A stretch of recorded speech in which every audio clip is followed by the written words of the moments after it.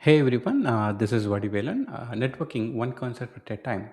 If you are watching this video without subscribing, I request you to subscribe the channel, like, and press a bell icon so that you will receive the latest update on videos. Today we will discuss about SSH. How SSH works? In general, SSH uses a client and server model.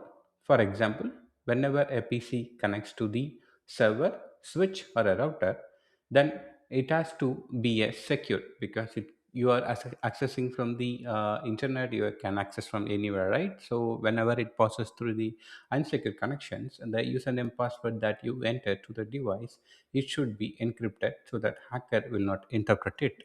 So for that, the first step will be the host and the client, the server and the client. First, they'll do the TCP connection sync using the port 22. For that, what they'll do, they'll start with the three-way handshake in the TCP. Once that is done, the next step will be SSH key version exchange. By default now, most of the device encoded with SSH version 2.0. Once that is done, the next step is crucial one, that is the algorithm negotiation. This algorithm negotiation have three types actually. I could say like there are three parameters precisely. So that has to be negotiated and agreed between the client and the server. So you need to make sure that your system supports whatever the encryption methods used by the server is supported. Once the encryption is agreed, the next step will be agreeing the integrity.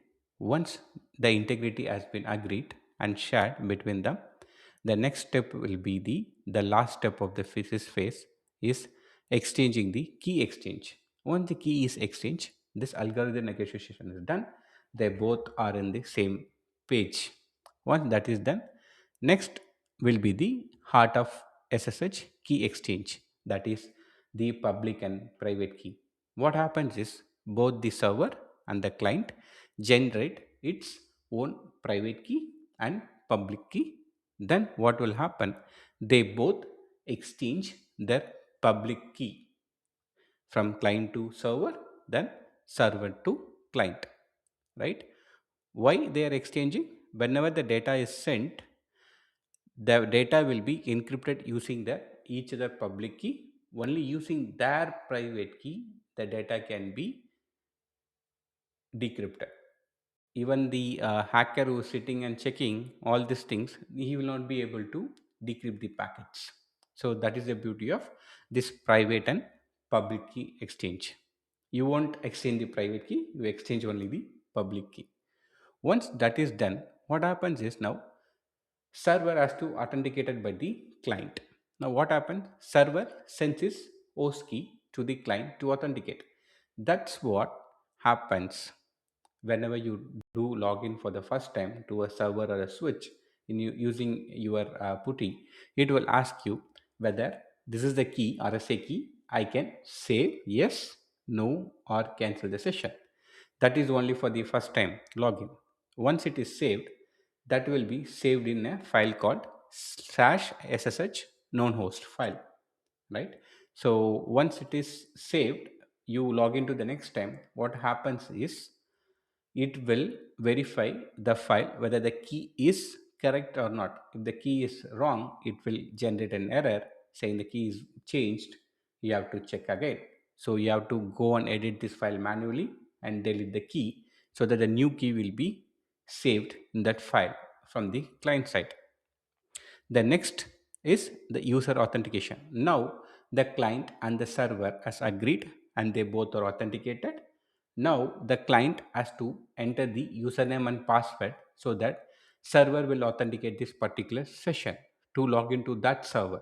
So if you see, before you even enter the username and password, this many sessions is happening and this many algorithms are negotiated between the client and server. After that only the actual username and password authentication has been sent from the client to the server. Once the username and password is shared, you know, right, the server will have the database held at, and if it is correct, it will authenticate the session.